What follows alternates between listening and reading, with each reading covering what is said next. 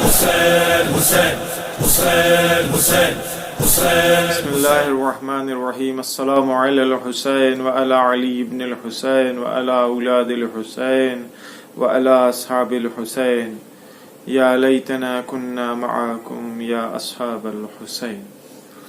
عزیزان محترم، آج ناظرین کرام، آج جس شہید کا تذکرہ کرنا ہے اس کا نام ہے حجاج ابن مسروق. آپ اصالتاً یمن کے رہنے والے تھے. مہاجرت کر کے آپ کوفے تشریف لائے اور کوفے میں ہی ساکن ہو گئے. آپ کا تعلق مزہج قبیلے کے جعفی عشیرے اور نسل سے تھا. امیر المومنین علی بن ابی طالب علیہ الصلوۃ والسلام کے مخلص شیعہ اور ان کے اصحاب میں سے تھے. آپ سرکار سید الشہداء حضرت ابا عبداللہ الحسین علیہ الصلوۃ والسلام کے نماز پنجگانہ کے مؤذن تھے. آپ جناب حجاج ابن مسروق. جب امام حسین علیہ السلام مدینے سے مکے پہنچے ہیں تو اسی زمانے میں انہی ایام میں جناب حجاج ابن مسروق کوفے سے مکے آتے ہیں اور سرکار سید الشہداء کے قافلے سے ملاقات کرتے ہیں، اور بلکہ قافلے سے نہیں، خود جناب سرکار سید الشہداء سے ملاقات کرتے ہیں اور ان کے ساتھ وہیں مکے میں رک جاتے ہیں. پھر مکے سے کربلا کی طرف روانہ ہوتے ہیں اور آخری وقت تک ساتھ میں رہتے ہیں. روز عاشوراء آپ شہید ہوتے ہیں، منصب شہادت پر فائز ہوتے ہیں اور بالآخر سلام کے مستحق قرار پاتے ہیں.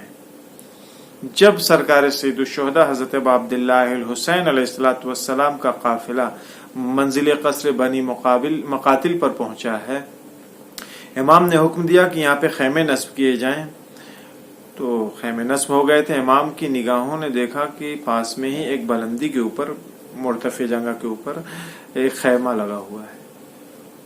اب مجھے یہ نہیں معلوم کہ کیونکہ صاحب یہاں پہ تاریخ دو طرح سے کہ امام نے بھیجا ہے یا امام نے سوال کیا ہے کہ کون ہے اس کے اندر. بعض میں ہے کہ امام نے دیکھا تو امام کو دکھائی دیا کہ اس کے اندر ایک شخص ہے عبداللہ ابن عبید اللہ ابن حر جعفی کے نام سے. خیر، غرض یہ کہ امام نے وہاں پہ دو لوگوں کو بھیجا اس کے خیمے میں کہ جاؤ، جا کر کے عبید اللہ ابن حر جعفی کو بلا کر کے لے آؤ. وہ دو لوگ کون تھے؟ ایک حجاج ابن مسروق تھے اور دوسرے یزید ابن مغفل تھے. یہ دو لوگ گئے ہیں. جانے کے بعد سے امام کا پیغام ان کو دیا ہے کہ فرزند زہرا نے آپ کو بلایا ہے، تشریف لائیں، اور آپ کو دعوت دیا ہے. تو اس نے منع کر دیا کہ میں نہیں آؤں گا. عزیزوں، تحلیل کی گنجائش نہیں ہے. میرے نوجوانوں، میرے دوستوں، میرے عزیزوں، یہ واقعہ جو بیان کر رہا ہوں آپ دیکھیے انسان کے اوپر حالات کا اثر کیسے ہوتا ہے، کیسے انسان اپنی زندگی برباد کرتا ہے، کیسے گمراہی اور ضلالت میں مبتلا ہوتا ہے. یہ عبید اللہ ابن حر جعفی کو امام نے پیغام دیا تھا نا، یہ نہیں آیا. اب اس کے بعد امام نے حکم دیا کہ میری نعلین لائی جائے. امام نے اپنے جوتے منگوائے. جوتے پہن کے خود امام بے نفس نفیس اس کے خیمے میں آتے ہیں. جیسے ہی امام کو اس نے دیکھا اپنی جگہ سے کھڑا ہو گیا. جس جگہ خود بیٹھتا تھا وسط میں، بیچ سینٹر کی جگہ، وہاں پہ امام کو اپنی مسند پہ، اپنے گدے پہ، جو بھی تھا جگہ بیٹھنے کی، وہاں پہ امام کو بیٹھایا. آپ نے زحمت فرمائی ابن رسول اللہ. امام نے کہا میں نے تم کو بلوایا تھا، تم آئے نہیں. کہا جی آپ نے بلوایا تھا، لیکن میں آپ لوگوں کا معاملہ ہے، اس معاملے میں میں دخل دینا نہیں چاہتا. اس وجہ سے میں نے سوچا اپنے آپ کو دور رکھوں آپ سے. آپ ہی سے نہیں، اس طرف والوں سے بھی اپنے آپ کو دور رکھوں. اسی وجہ سے میں کوفے سے خاموشی سے نکل کے آ گیا اور کسی سے نہ میں ملاقات کر رہا ہوں، نہ میں آپ کی طرف ہوں نہ اس کی طرف ہوں، میں نیوٹرل ہوں. امام نے کہا تم حق کو جانتے ہو یا نہیں؟ تم حق کو پہچانتے ہو یا نہیں؟ تم حق کا ساتھ کیوں نہیں دیتے ہو؟ کل روز قیامت جب خدا کے سامنے حساب و کتاب ہوگا تم کیا جواب دو گے؟ کہا وہ اس میں بات آپ کی صحیح ہے، میں لیکن نہیں کر سکتا، معذرت چاہتا ہوں. اس نے 1000 بہانے بنانے شروع کر دی. امام نے کہا کہ دیکھ لو، آج میں تم کو خود آیا ہوں بلانے کے لیے، کل کو پچھتاوے کے علاوہ تمہارے پاس کچھ نہیں رہے گا. کہا نہیں فرزند رسول، کوئی بات نہیں، مجھے کوئی شکوہ گلہ نہیں ہے آپ سے. امام نے کہا میں پھر آخری بات اتمام حجت کر رہا ہوں، تم ہمارے ساتھ آ جاؤ، میں تم کو بلا رہا ہوں، ابدی سعادت کے مالک بن جاؤ گے. کہا نہیں، دیکھیے آپ کو جانا ہے، آپ جہاں جی میں آ رہا ہے جائیے، آپ کو مشکل نہیں. آپ اگر مدد ہم سے چاہتے ہیں تو ہم یہی کر سکتے ہیں کہ ہمارے پاس جو گھوڑا ہے وہ بہترین گھوڑا عرب کا، ایسا گھوڑا کسی دوسرے کے پاس نہیں ہو. آج تک میں نے اس کے پیٹھ کے اوپر سوار ہو کر کے جس چیز کو حاصل کرنا چاہا ہے میں حاصل کر چکا ہوں. جہاں پہنچنا چاہا میں پہنچ گیا ہوں. ہمارا گھوڑا تھکتا نہیں. دنیا بھر کے فضائل گھوڑے کے اپنے بیان کیے. کہا امام سے آپ میرا گھوڑا لے لیے اور جہاں جانا چاہتے ہیں آپ چلے جائیے. اپنے بیوی بچوں کی اور ان بچوں کی فکر نہ کیجیے جو بھی آپ کی ابا پکڑ کے کھیل رہے ہیں آپ کے ساتھ یہاں ہمارے خیمے بھی آئے ہوئے. آپ کسی کی فکر نہ کیجیے. ہم ان تمام لوگوں کو پہنچا دیں گے. آپ جہاں بھی جائیے گا ہمارے اتنے روابط ہیں ہمارے پاس اتنے پیسے ہیں کہ اس کی کوئی پریشانی نہیں ہوگی. ہم سب سے بچا لیں گے. اور میری تلوار لے جانا چاہیے تلوار لے جائیے. بہترین تلوار ہے اور فلاں جنس کی بنی ہوئی ہے. اور 4-6 فضیلتیں. امام نے کہا تم نے اپنی باتیں بیان کر لیا میری بھی سن لو. تم میرے ساتھ نہیں آنا چاہتے ہو تو مت آؤ. لیکن یہ یاد رکھنا جس دن میں نے اپنی آواز استغاثہ بلند کیا جس دن میں اپنی نصرت اور مدد کے لیے پکاروں گا اس دن ہر وہ انسان جو میری آواز سنے اور میری آواز پر لبیک نہ کہے میرے پاس میری مدد کے لیے نہیں آئے گا. وہ اپنے آپ کو ابد تک دوزخ کی آگ میں جلنے کے لیے تیار رکھے. لہذا تم اتنی دور چلے جاؤ کہ جب میں صدائے حلمن بلند کروں گا جب میں صدائے استغاثہ بلند کروں گا تو تمہارے کانوں میں ہماری آواز نہ جائے. امام حسین علیہ الصلوۃ والسلام وہاں سے آتے ہیں. دیکھیے یہ عبید اللہ ابن حر جعفی یہ کون ہے. اتنی باتیں امام نے اس سے کس بنیاد پہ کیا. یہ امیر المومنین علی ابن ابی طالب علیہ الصلوۃ والسلام کے تربیت کدے میں پلا ہوا شخص ہے. امیر المومنین کا شاگرد تھا. علوم علوی کا حامل تھا. امیر المومنین نے اسے علم سکھایا دیا تھا پڑھایا تھا. امیر المومنین نے اس کی تربیت کیا تھا. لیکن عزیزوں میرے جوانوں میرے دوستوں میرے عزیزوں انسان کی بربادی 2 چیزوں سے ہوتی ہے. اگر آباد میں انسان 2 ہی چیزوں سے ہوتا ہے.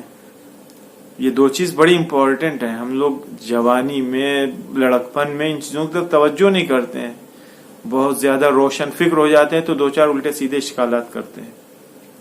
اچھا دوست اگر مل گیا ہے دوستی بری چیز نہیں. دوست اگر کسی کے پاس اچھا دوست ہے تو شکر ادا کرے خدا کا نعمت ہے. لیکن ہر ایرا غیرہ اٹھائی گیرا جو ہے وہ دوست نہیں ہو جاتا. ہر صاحب سلامت ہر ملنے جلنے والا دوست نہیں ہوتا. لہذا دوست کے انتخاب میں ہمیشہ آپ ہوشیار رہیے. دیکھیے کس سے دوستی کر رہے ہیں. یہ دوست آپ کو کہاں لے جا رہا ہے. جہنم کے دہانے پر تو لے جا کے نہیں کھڑا کر دے رہا ہے. ایسے گڈھے میں تو نہیں گرا دے رہا ہے جہاں سے آپ کبھی باہر نہ نکل پائیں. ایسے دوست کا انتخاب کیجیے جو آپ کو سعادت کی منزلوں تک سے ہمکنار کرائے. ہمیشہ لقمہ حلال کھائیے. کبھی حرام غذا کے چکر میں نہ جائیے. حرام نجس غذائیں سب حرام ہیں. زیادہ اس کو ایکسپلین نہیں کر سکتا خود سے سمجھیے. حرام غذا اگر پیٹ میں ہے تو کبھی اچھی بات سمجھ میں نہیں آئے گی انسان کے. اگر انسان کا دوست اچھا نہیں ہے تو ہمیشہ اس کو وہ برباد کرے گا. یہ شاگرد امیر المومنین تھا لیکن بنی امیہ کے کچھ لوگوں سے اس کی بڑی اچھی دوستی تھی. اس دوستی کی بنیاد کے اوپر تعلیم علوی نے نہ اس کے دل کے اوپر اثر کیا نہ دماغ کے اوپر اثر کیا. پیٹ حرام سے بھرا تھا دوست ویسے تھے. نتیجہ کیا ہوتا ہے کہ بجائے اس سے کہ امیر المومنین کے رکاب میں جنگ صفین میں ہوتا یہ تعلیم علم تو امیر المومنین سے اس نے حاصل کیا لیکن گیا معاویہ کی فوج میں شامل ہوا اور وہاں سے امیر المومنین کے خلاف اس نے جنگ کیا. امام حسین کی نصرت اور مدد نہ فرمانے کی وجہ سے مدد نہ کرنے کی وجہ سے خود اس کا ایک نفس اس کے اوپر اس کو عذاب میں مبتلا کر رکھا تھا. اس کو عذاب نفس میں مبتلا تھا یہ شخص یعنی عبید اللہ ابن حر جعفی. بار بار اس کو یہ پشیمانی تھی کہ کاش سید الشہداء کی مدد کر دیا تھا اپنی عاقبت اپنے ہاتھ سے برباد نہ کیا ہوتا. آخری وقت ہے لیکن اس میں کر ہو کیا سکتا تھا کچھ بھی نہیں. اب پچھتائے کیا ہوتا ہے جب چڑیا چگ گئی کھیت والی مثال ہے کہاوت ہے. وقت گزر گیا جب بلایا تھا سرکار نے تب آپ نہیں آئے. اب پچھتانے سے کچھ نہیں ہوتا ہے. قادسیہ میں امام علیہ الصلوۃ والسلام نے اپنا خیمہ نصب کیا ہے. وہیں پہ ہور آتا ہے امام سے گفتگو ہوتی ہے. آگے بڑھنے سے امام کو منع کر دیتا ہے. نماز ظہر کا وقت آتا ہے. امام علیہ الصلوۃ والسلام نے حجاج ابن مسروق کو بلایا کہا نماز ظہر کا وقت ہے اذان دو. حجاج نے اذان دی. نماز جماعت برگزار ہوئی برپا ہوئی. خود حجاج نے بھی اور جناب حر نے بھی جو جناب بعد میں بنے اس وقت حر تھا. حر نے بھی امام کے پیچھے امام کی اقتداء میں نماز پڑھی وہاں آ کر کے. عاشور کے دن حجاج نے امام سے اجازت جہاد طلب کیا. جب اجازت مل گئی ہے میدان جنگ میں آئے ہیں دشمنوں کو واصل جہنم کرنا شروع کیا، بے انتہا کئی دشمنوں کو واصل جہنم کیا، خون سے لت پت زخمی حالت میں امام کی خدمت میں واپس آتے ہیں، آنے کے بعد سے ایک شعر پڑھتے ہیں امام کی خدمت میں، کہتے ہیں فرزند رسول اے حسین میری جان آپ کے اوپر قربان، آپ ہادی بھی ہیں مہدی بھی ہیں، آپ ہدایت کرنے والے ہدایت دینے والے بھی ہیں اور خود ہدایت شدہ ہیں آپ، اے حسین اے مولا آج میں آپ کے جد رسول اللہ سے اور آپ کے بابا علی مرتضیٰ سے ملاقات کروں گا، اس علی سے ملاقات کروں گا جو پیغمبر خدا کا جسے میں ولی اور وصی مانتا ہوں، جسے میں پیغمبر خدا کا وصی سمجھتا ہوں، اس علی سے ملاقات کروں گا۔ امام نے حجاج سے کہا جاؤ حجاج جاؤ، میں بھی تمہارے بعد آ رہا ہوں، میں بھی تمہارے بعد آ رہا ہوں، آنے کے بعد سے میں بھی اپنے جد رسول اللہ سے ملاقات کروں گا، علی مرتضیٰ سے ملاقات کروں گا، اپنے بابا سے ملاقات کروں گا۔ حجاج ابن مسروق دوبارہ میدان میں آتے ہیں، کچھ دیر جنگ کرتے ہیں، اس کے بعد وہ مرحلہ بھی وہ موقع بھی آتا ہے جب آپ نے خود جام شہادت نوش فرمائی۔ حجاج ابن مسروق سید الشہداء کی نگاہ میں بڑے عظیم تھے، امام نے اپنے ایک ایک اصحاب کو اپنی شہادت سے پہلے یاد کیا ہے۔